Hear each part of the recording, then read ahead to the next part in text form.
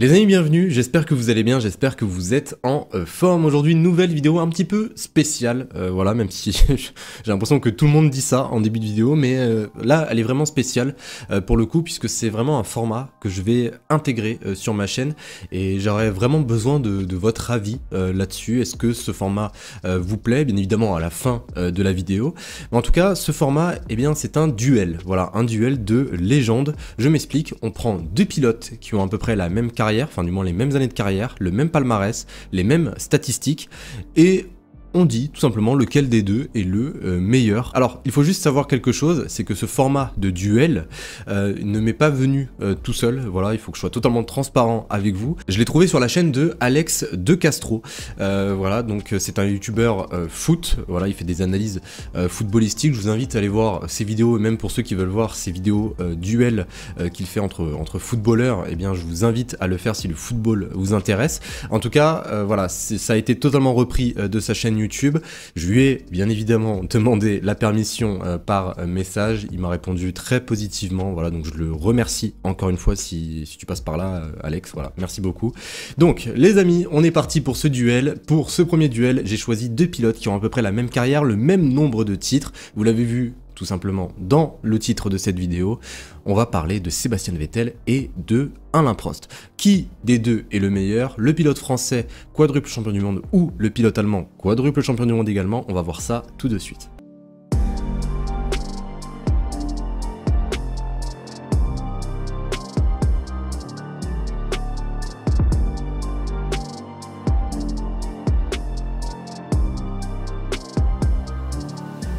On commence par les statistiques. Alors pour les statistiques les amis, il y a certaines stats que je vais pas vous montrer parce que selon moi elles n'ont strictement aucun sens puisqu'on ne peut pas comparer les statistiques de deux pilotes qui n'ont pas couru à la même époque. Mais par exemple au niveau du nombre de tours c'est incomparable puisqu'aujourd'hui là où on a des calendriers à 24 Grands Prix, avant c'était beaucoup moins. Donc je vous ai pris tout simplement les statistiques les plus importantes. Alors, déjà commençons par Sébastien Vettel. Alors Sébastien Vettel, c'est 299 courses pendant sa carrière, 57 pole positions, 38 meilleurs tours en course, 122 podiums pour 53 victoires. C'est quand même très très fort. Voilà, il y a très peu de pilotes qui sont arrivés à ce genre de statistiques. Par contre, Prost, c'est 199 courses, 33 pole positions, 41 meilleurs tours en course, 106 podiums pour 51 victoires. Alors, quand même, la première différence qu'on peut remarquer entre les statistiques de Sébastien Vettel et les statistiques d'Alain Prost, c'est surtout, selon moi, le nombre de Grands Prix, puisque voilà, il y a quand même 100 Grands Prix de moins pour Alain Prost, et pourtant, on est à peu près sur les mêmes statistiques, hein, voilà, 51 victoires Prost, 53 Vettel. Donc honnêtement, pour le duel des statistiques, je donne quand même le point à Alain Prost. Il a réussi à avoir à peu près les mêmes stats que Sébastien Vettel avec 100 Grands Prix de moins à son actif. Donc voilà, ça reste quand même incroyable.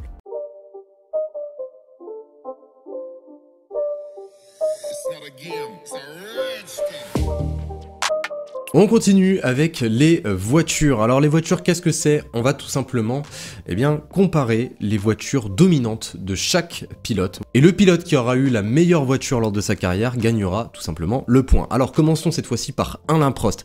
Alors Alain Prost, selon moi, il a eu 3 voitures dominantes lors de sa carrière. Il a eu la McLaren MP4 2B de 1985 qui a permis d'ailleurs à Alain Prost de remporter son premier titre de champion du monde. D'ailleurs il a gagné ce premier titre avec une large avance sur l'italien Michele Alboreto, donc voilà, il ne faut pas l'oublier, elle était vraiment très dominante. On a également la McLaren MP4-5 de 1989, qui a succédé aussi à la très dominante McLaren MP4 4, qui avait remporté, si je me rappelle bien, 15 victoires en 16 épreuves, c'est juste, voilà, enfin c'est juste dingue, mais à la différence, c'est que la McLaren MP4 4, c'était Senna, voilà, qui avait gagné le titre.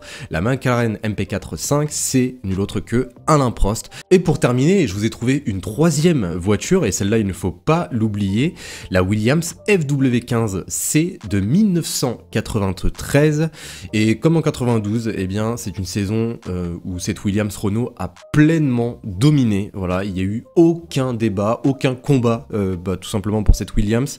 Elle apparaît rapidement comme la meilleure voiture du plateau, et c'est le cas puisque Alain Prost est parti chercher son dernier titre titre de champion du monde avant de tirer sa révérence.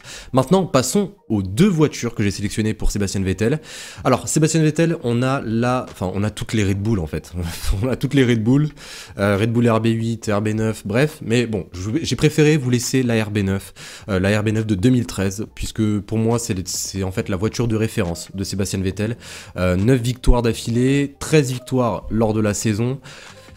Aujourd'hui, ça peut forcément nous rappeler un Max Verstappen, mais bon, le premier à avoir fait ça, c'était Sébastien Vettel, a dominé totalement une saison, a cassé le record de victoires d'affilée dans une saison. Ce fut Sébastien Vettel le premier à faire cela. En deuxième, je mettrais Lina, pour ceux qui connaissent cette monoplace, ou du moins pour ceux qui se rappellent. Eh bien, c'était le nom qu'avait donné Sébastien Vettel à la Ferrari SF71H de 2018, qui avait également énormément de potentiel. Ils n'ont rien pu faire face à Lewis Hamilton et sa Mercedes, mais quand même, Sébastien Vettel est resté un long moment en tête du championnat du monde, et c'est bien dommage puisqu'il aurait vraiment pu aller gagner son premier titre avec Ferrari. Malheureusement, il y a eu trop d'erreurs, mais je la mets quand même dans les voitures dans les meilleures voitures qu'a piloté Sébastien Vettel. Donc pour terminer quand même sur ce duel, je donne le point à Alain Prost. Encore une fois, voilà, 2-0 pour Alain Prost. Pour moi, ça me semble quand même logique. Rattraper la McLaren d'Alain Prost, faut quand même le faire.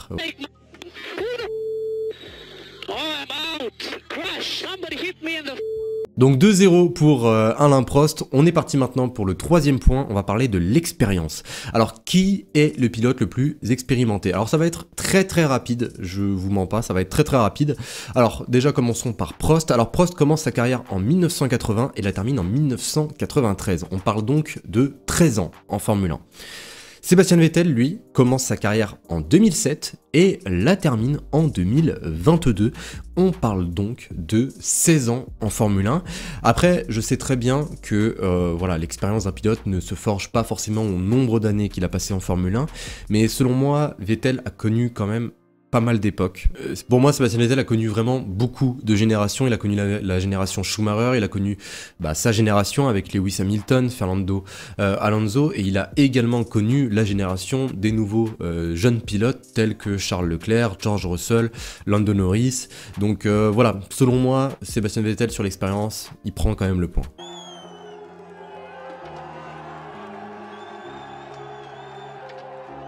On continue les amis avec le 4e point, le pilotage. Alors cette fois-ci commençons par Sébastien Vettel. Alors Vettel déjà, il a une mauvaise réputation et j'ai appris ça voilà, en écrivant cette vidéo. Il a une mauvaise réputation. Il a visiblement la réputation d'avoir besoin d'une monoplace au train arrière très stable pour être performant. Alors moi personnellement je ne suis pas tellement de cet avis.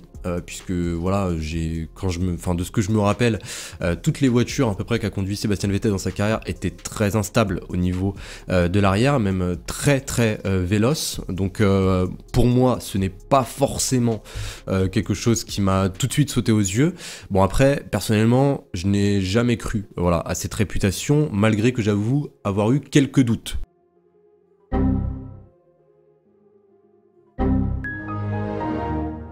Ah, pendant ces dernières années, c'était véritablement un concours, hein. C'était vraiment, on savait pas quand ça allait tomber, mais on savait qu'il allait avoir un spin ou deux pendant l'année. Mais bon, on lui en veut pas, c'est normal. Donc, Sébastien Vettel, pour en revenir à son pilotage pur, il est généralement très enclin au survirage, même si le sous-virage ne lui pose pas forcément beaucoup de problèmes. C'est un pilote qui va s'adapter énormément et qui est généralement à la limite, sans pour autant aller dans les extrêmes. Et c'est d'ailleurs ce qui en fait un pilote redoutable sur n'importe quel type de circuit, puisque oui, il y a des pilotes qui s'en sortent très bien sur tel circuit, par exemple sur les circuits urbains, sur les circuits par exemple avec des virages lents ou des virages rapides. Je peux vous prendre par exemple le cas de Sergio Pérez. Sergio Pérez qui est un pilote incroyable mais qui malheureusement n'arrive pas à trouver son compte sur tous les tracés.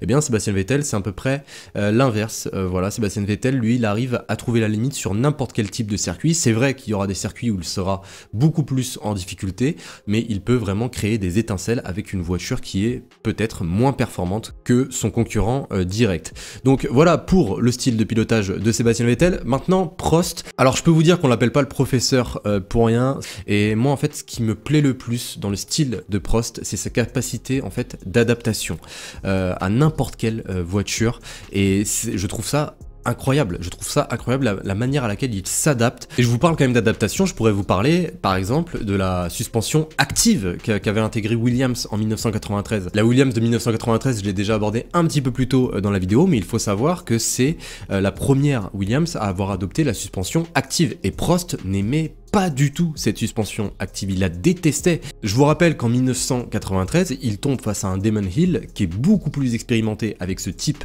de suspension active et finit quand même par le battre. Voilà. Je peux pas vous donner un meilleur exemple en fait sur la manière d'adaptation de ce pilote. Donc là le point a été extrêmement difficile à mettre, j'ai longuement hésité, au début je voulais mettre Prost mais je vais quand même mettre Sébastien Vettel, malgré que je respecte énormément le style d'adaptation et surtout le pilotage trompeur, on va dire, d'Alain Prost. Voilà, pour moi, Vettel reste quand même sur un niveau qui est incroyable, quand même, qui est incroyable. Vettel, en fait, c'est ce que je considère en termes de pilotage comme un talent brut qui a été façonné, en fait, avec le temps. Donc c'est pour cela que je vais quand même lui attribuer le point. The first one, diesen Sonntag haben wir 67 Runden Renndistanz. Maintenant, revenons les amis sur le parcours, voilà, sur le parcours d'Alain Prost. Qu'est-ce qu'il s'est passé lors de la carrière d'Alain Prost? Alors ça va être un point extrêmement rapide, mais après à la fin je vous donnerai en fait qui selon moi a la meilleure carrière et pourquoi. Alors après que vous ne me dites pas dans les commentaires ce que je n'ai pas dit, ce n'est pas parce que je vais dire oui tel pilote a la meilleure carrière que la carrière de l'autre pilote est nulle ou quoi que ce soit, non rien à voir, on est sur quand même deux profils exceptionnels qui ont deux carrières tout autant exceptionnelles. Alors commençons par Alain Prost. Alors Alain Prost arrive chez McLaren en 1980, puis ensuite un an plus tard, eh bien en 81 il passe chez Renault pour ensuite revenir chez McLaren entre 1984 et 1989. En 90, il fait un court passage chez Ferrari qui ne fut pas forcément très concluant, voilà un passage d'1 an, mais 5 victoires quand même au compteur, il faut quand même le signaler, hein, faut pas l'oublier. Et pour terminer sa carrière, il signe chez Williams, voilà, en 1993.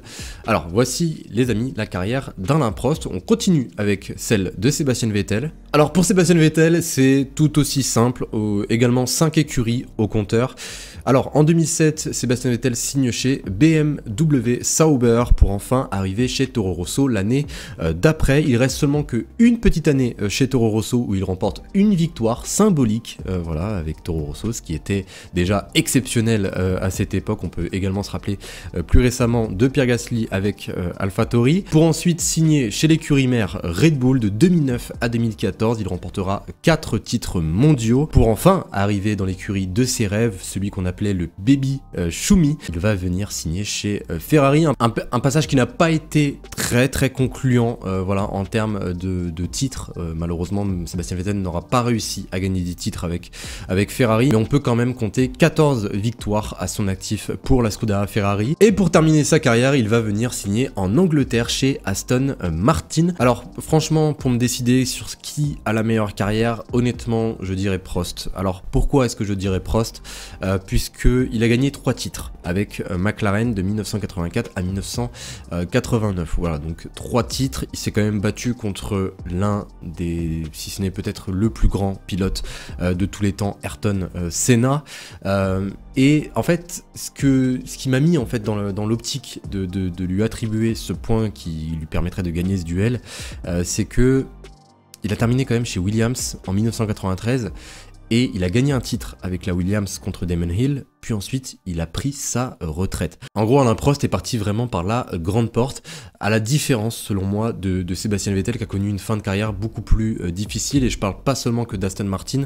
On attendait tous un titre, notamment avec Ferrari. Malheureusement, ça a été un véritable, j'ai pas envie de dire un véritable échec, puisqu'il y a quand même eu du positif dans son passage chez Ferrari, mais voilà, ce que les gens vont retenir en fait de ce passage, c'est que Sébastien Vettel est resté plus de 100 grands prix avec la Scuderia Ferrari et il n'aura pas gagné gagner de titres. Bon après voilà, il y est passé, ça a été son rêve depuis qu'il était enfant. Malheureusement il n'a pas réussi à gagner de titres, mais bon, ça reste quand même un choix de carrière exceptionnel je pense, et j'imagine de signer avec la Scuderia Ferrari. Puis ensuite il est parti chez Aston Martin. Malheureusement le moment où il est parti à la retraite, eh bien la Aston Martin est devenue compétitive, donc il n'a pas eu énormément de chance non plus à ce niveau-là. Donc voilà. Rien que pour le fait qu'il soit parti par la grande porte et qu'il ait également gagné des titres avec 2 écuries différentes, je vais quand même donner le point à Alain Prost. Donc voilà les amis, j'espère en tout cas que cette vidéo vous aura plu. Et bien c'est Alain Prost qui gagne ce duel. N'hésitez surtout pas à me dire dans les commentaires les amis si ce format vous a plu. N'oubliez pas bien de me donner 2 pilotes que vous aimeriez que j'aborde dans les prochaines vidéos. En tout cas les amis, j'espère que vous avez aimé. Si c'est le cas, n'oubliez pas le petit like, de vous abonner si ce n'est pas déjà fait, c'est super important pour moi. Je vois que vous êtes nombreux à regarder mes vidéos et vous n'êtes toujours pas abonnés. Donc voilà, abonnez-vous vraiment les amis, il y a de tonnes de choses qui arrivent. Et sur ce les amis, eh bien, je vous souhaite une excellente journée, une excellente soirée, prenez soin de vous et je vous dis à la prochaine. Salut tout le monde.